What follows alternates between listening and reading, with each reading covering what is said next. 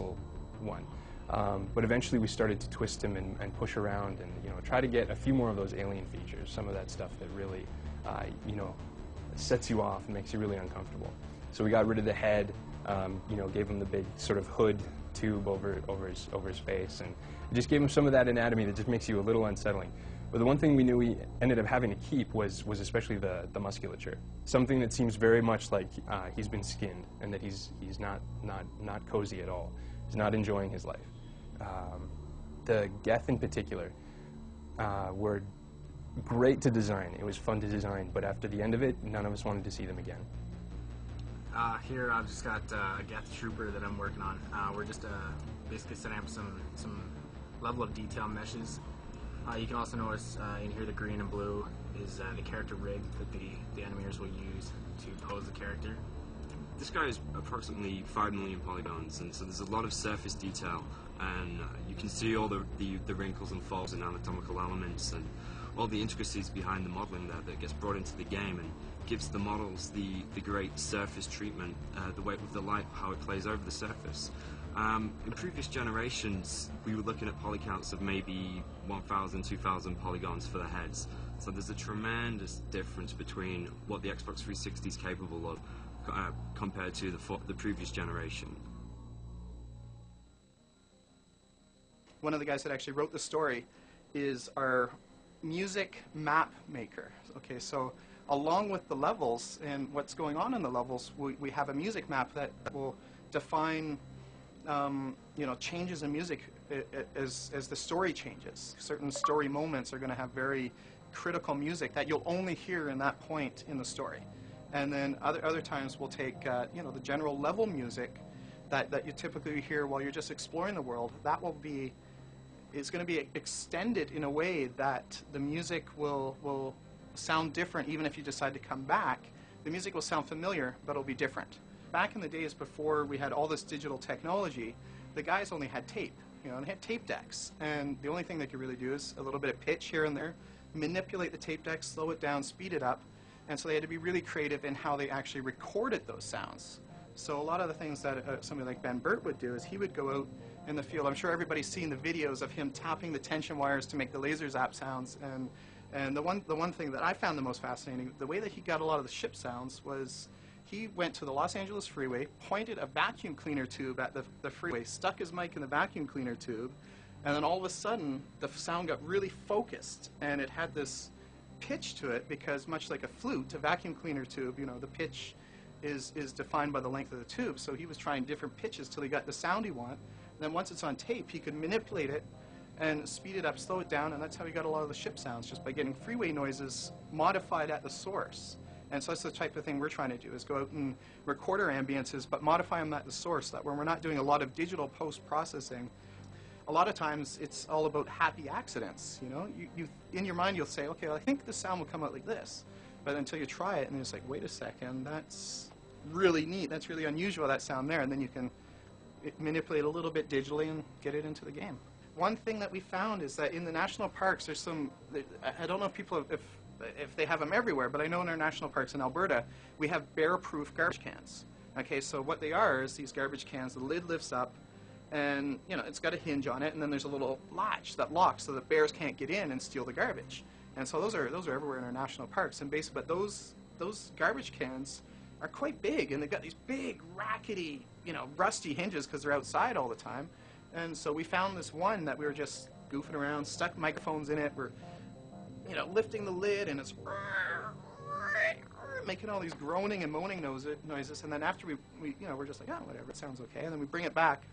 We pitched it down about an octave, added a little bit of reverb to it, and all of a sudden, wait a sec, that sounds like the inside of some, you know, alien vessel, and it's just all these groaning and moanings and stuff. And actually, what that turned into be is actually going to be the Sovereign sound. So it's the, you know, that's probably, I would say, the single most defining sound is that one particular sound. It's in the trailers, so I mean, it's been floating around a bit, but that is the sound of Sovereign, and what it is just a garbage can lid.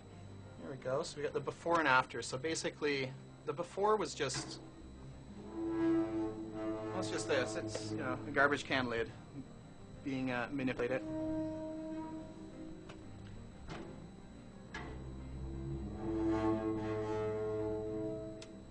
then the after turn into that, which is our money sound. That's probably I guess that would be the single proudest sound in the game, because it was a happy accident. And that's really just a garbage can lid pitched down an octave with a little bit of reverb on it to liven it up.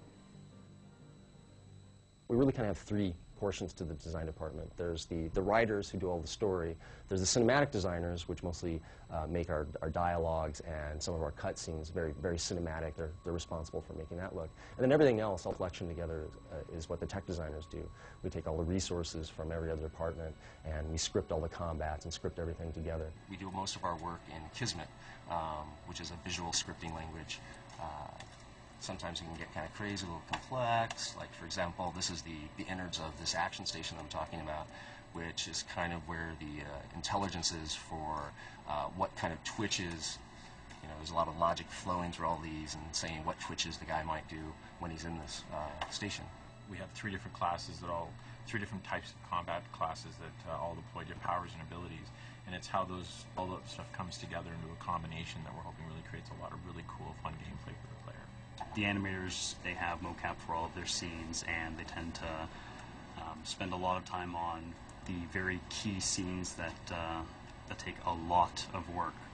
And what we do is we actually work with the existing animations that we have and try to basically, through camera trickery and a whole lot of kind of behind-the-scenes sleight-of-hand work, make it look like something new.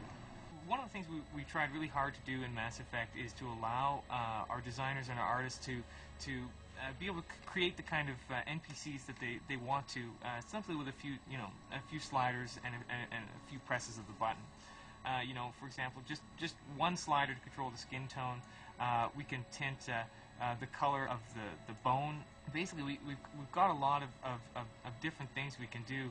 Along with the materials, we're also able to control all the features of the face. So, for example, we can adjust the height of the eye. We can adjust the width. We can pretty much pick any of the features we've decided to allow customization on, and really we can do quite a bit with it. Unlike previous games I've worked on, we were really close with the character designers right from the start of the game. When we were creating the rigs for every single creature, they'll typically send us all the concepts, and us being animators and production, and anybody that's going to be involved in bringing the characters to life, which covers a lot of disciplines, and we all have sign-off on it. We're all able to say things like, animators will be able to say, oh, if the arm was to lift up there, then the character will break at this point.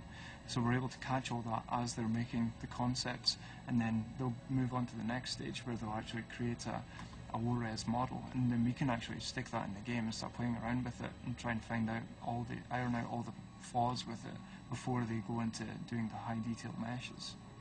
This here is the character. You'll see that we make sure we have the eyes turned on here, and if I was to simply turn the eyes off, you'd see the difference in how much the character looks alive. This is what we typically expect in games. We always try to build in layers of depth, and so there's always the core story, and then we also have side plots, and part of the interest in the side plot is that you don't have to do it, which usually something that you don't have to do is therefore even more tempting. And with Mass Effect, we kind of took it even further, and then we actually added places on the map that are outside even the plots that you know about. Even if they're side plots, there's still other places for you to go. So again, it kind of adds to what you can do if you want to. But even if you choose not to do the additional side plots or go and explore the extra worlds and asteroids and things that are out there in the galaxy, it actually just makes the main story more interesting, because you know that main story is set inside a larger galaxy. So just the fact that you can go past something and say, no, I'm not going to go there. I am going to stick to the main story. That little choice kind of reinforces the fact that you have freedom in this game.